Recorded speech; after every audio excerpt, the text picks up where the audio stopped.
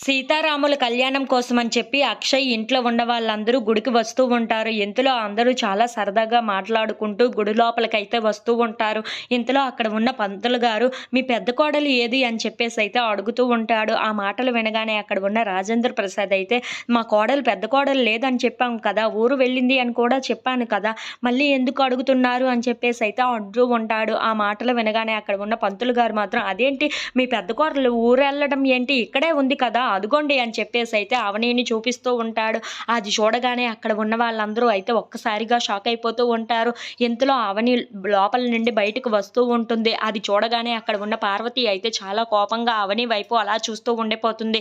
ఇంతలో అక్కడ ఉన్న కమల్, శ్రీకర్ వాళ్ళు మాత్రం చాలా సంతోషిస్తూ అవని వైపు అలా చూస్తూ ఉండిపోతారు. హమ్మయ్య! వదిన ఇక్కడికి వచ్చింది. ఇక సీతారాముల కళ్యాణం చాలా బాగా జరుపుకోవచ్చు అని చెప్పేసైతే శ్రీకర్ అనుకుంటూ ఉంటాడు. ఇంతలో అవని తన ఫ్యామిలీ దగ్గరికి వస్తూ ఉంటుంది.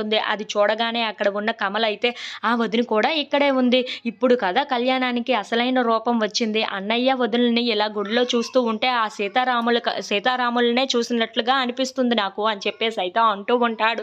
ఆ మాటలు వినగానే అక్కడ ఉన్న అవని అయితే చాలా సంతోషిస్తూ ఉంటుంది. ఇంతలో అక్కడ ఉన్న పార్వతి మాత్రం చాలా కోపంగా, "ఈ ఈ అవని ఇక్కడ ఉంది అంటే నేను ఇక్కడికి రాకుండా ఉండేదాన్ని. ఈ అవని ఉంటాదని తెలిసితే ఇక్కడికి వచ్చి ఉండేదాన్నే కాదు అసలు" అని చెప్పేసైతే అంటూ ఉంటుంది. ఆ మాటలు వినగానే అక్కడ ఉన్న అవని అయితే చాలా బాధపడుతూ ఉంటుంది. "అసలు ఈ కళ్యాణం దగ్గర ఈ అవని ఉంటే నేను ఉండను. నేను ఇక్కడి నుండి వెళ్ళిపోతాను" అని చెప్పేసైతే అంటూ వెనక్కి తిరిగిపోతూ ఉంటుంది. అది చూడగానే అక్కడ ఉన్న అవని అయితే చాలా బాధపడుతూ ఉంటుంది. ఇంతలో ఇంట్లో ఉన్న వాళ్ళందరూ అయితే పార్వతిని వెనక్కి పిలుస్తూ ఉంటారు.